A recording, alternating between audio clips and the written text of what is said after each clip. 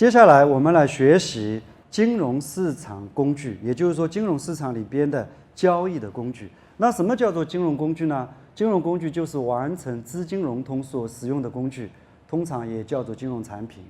实际上，金融工具听上去好像挺高深的一个东西，说穿了就是金融产品。那关于金融工具的分类，或者说金融工具它的一个范畴，我们可以从广义和狭义两个角度来看。关于广义的金融工具，它不仅包括股票、债券等有价证券，而且包括存款、贷款等金融资产。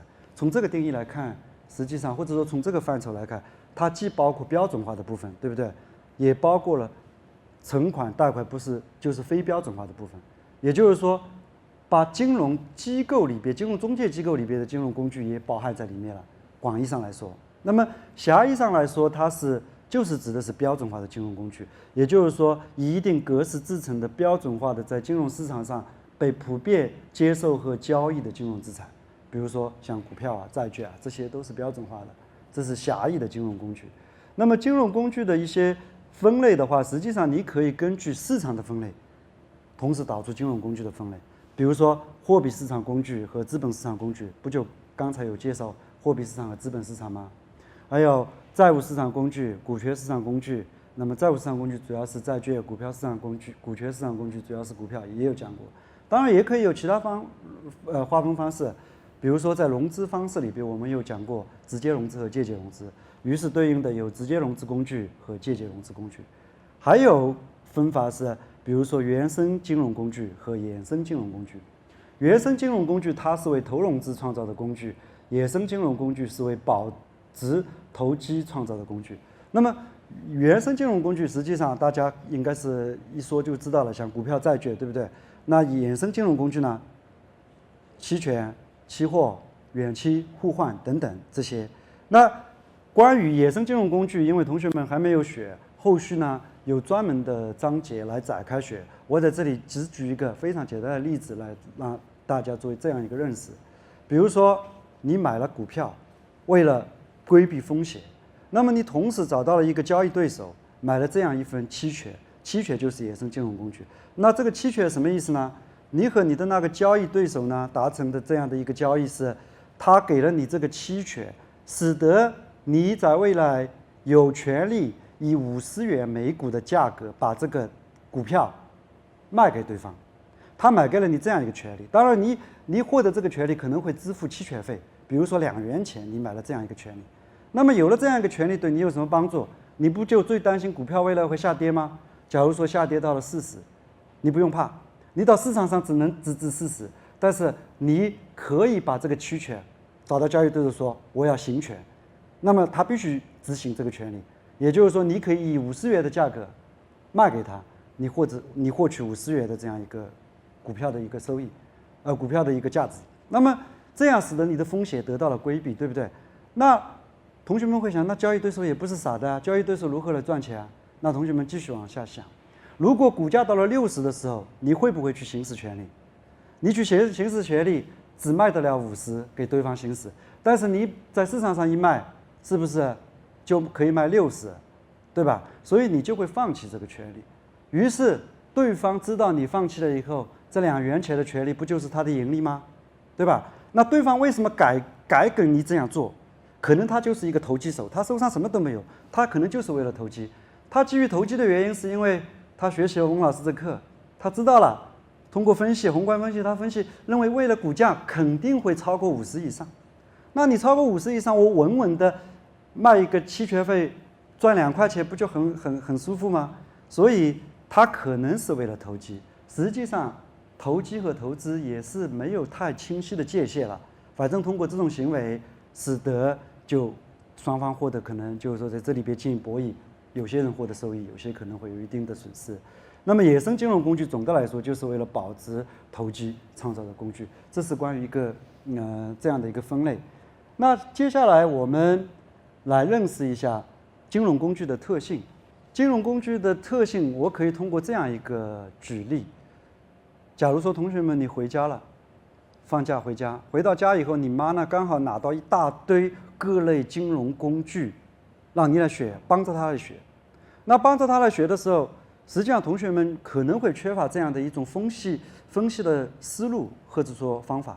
你觉得好像什么都该比一比，但实际上老师教你或者说的这一个三性或者说金融工具的特性，因为有3重特性，等会要介绍的，实际上可以给同学们分析各类金融工具提供这样的一个视角。比如说你妈给了你这样的产品，那你去比较了，比如说发现这类产品的流动性相当，收益性相当，那你只要比较什么？只要比较风险，哪个风险大？比如说其中一类产品是银行发的，另外一类产品是某一个公司发的，那显然银行的信用度是不是比公司会高一点？所以你可以跟你妈说，通过我的这样的一个金融工具特性里面的3性工具的运用，我建议你买这个，实际上提供这样的一个分析的一个方法。那么金融工具的3性主要包括风险性、流动性、收益性。那风险性当然就是金融工具都有风险了，主要的风险包括信用风险和市场风险。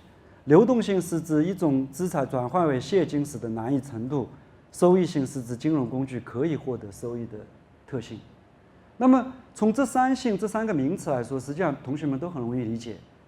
我先讲后面，再等会儿回过头来讲风险性。那么想流动性就是一种资产把它变现难易程度，就是流动性越容易变现，它就流动性越强。那如果一项资产有很高的流动性，它的前提条件是：一很容易变现，第二变现交易成本必须极小。也就是说，你不仅找得到交易对手进行变现，并且你整个佣金啊、交易的那些成本啊要小。另外一个是资产价格要保持相对稳定，你不能一卖一部分，市场的价格马上狂跌，那你新去卖的时候不就会损很多吗？所以说这个资产价格要保持相对稳定。收益性当然容易理解了，你持有金融工具就是为了获得收益。那我们再回过头来看一看风险性。风险性字面意思很容易理解。那么在金融市场里边，主要的风险或者说金融工具的主要风险有2类，一个是信用风险，另外一个就是市场风险。信用风险又称作是违约风险。那么违约风险和信用风险有区别吗？大家觉得是一样吗？因为你百度也好，或者相关教材也好，是说违约风险的时候又称信用风险，说信用风险的时候又称违约风险，应该是差不多的，对吧？实际上差不多，确实差不多，但是老师认为在这里还是有一定的区别。所谓违约风险，不就是你相当于把钱借给了人家，人家没办法还你了，这就违约了，对不对？它代表的是最后的一种结果吧，对吧？但信用风险，我觉得比违约风险概念稍微可能会宽一点，因为你从一个信用状况很好的人变成一个还不了钱的人，是不是这个过程有一个过程？那么也就是说，在这个过程累积的过程当中，我们也可以说信用状况在恶化，信用风险是不是在增加？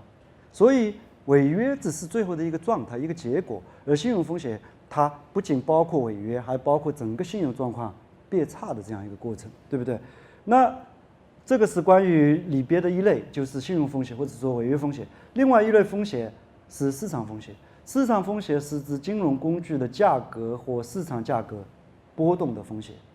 那么你持有了金融工具以后，金融工具的价格不停地在波动，这个时候你面临的风险就是市场风险。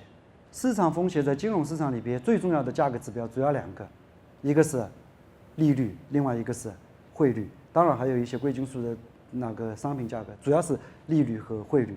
所以金融市场里边的市场风险主要包括利率风险和汇率风险，对吧？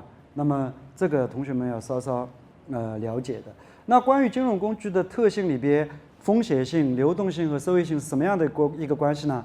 风险性和收益性是正相关，流动性和收益性负相关，这个容易理解哈。那么学了这样的一个分析框架以后，等会儿我会介绍各种各样的金融工具。